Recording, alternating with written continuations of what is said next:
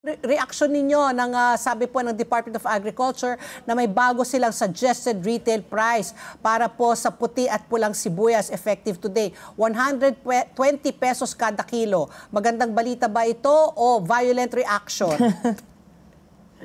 Magandang balita kasi yung sa ngayon kasi yung mga nasa merkado imported yan. Oo. And ang wholesale dun sa Divisoria, yung bibili ng 9 kilos, yung buong pack is only 60 pesos yung puti, no? Yung pula nasa 70 pesos. So yung retail na sinet ng DA, may kita na yung retailer niyan. And yung mga nagdadala dun sa retailer. Oo. So ito pong katanungan ko, Karosendo, bakit umabot po tayo ng 340 kada kilo po? Just recently, bago naglabas po ang DA na maximum suggested retail price po nga na 120 kada kilo. Buti na lang, no, hindi umabot naman po ulit sa 2022 levels, yes. 23 na umabot sa 700. Pero 300 kada kilo rin po recently.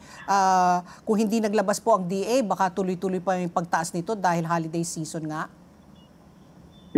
Nagtataka nga tayo bakit sumipa ng ganong kataas, no? Pero kung makita natin yung import price and yung etong mga wholesaler, hindi naman ganong kataas, no? Ibig sabihin, kung pumunta ka sa Divisoria, yung wholesale doon ng 9 kilos kasi itong mga dumating na galing China. No? So ang presyo lang, kung bibili ka ng yung 9 kilos, pagka per kilo lumalabas is 540 divided by 9, so mga 60 pesos yung puti, no? Correct. Yung pula nasa 70 pesos. So wholesale yan. So dapat yung retail, yung 120, tama lang yun. Dapat hindi tumaas doon sa 120.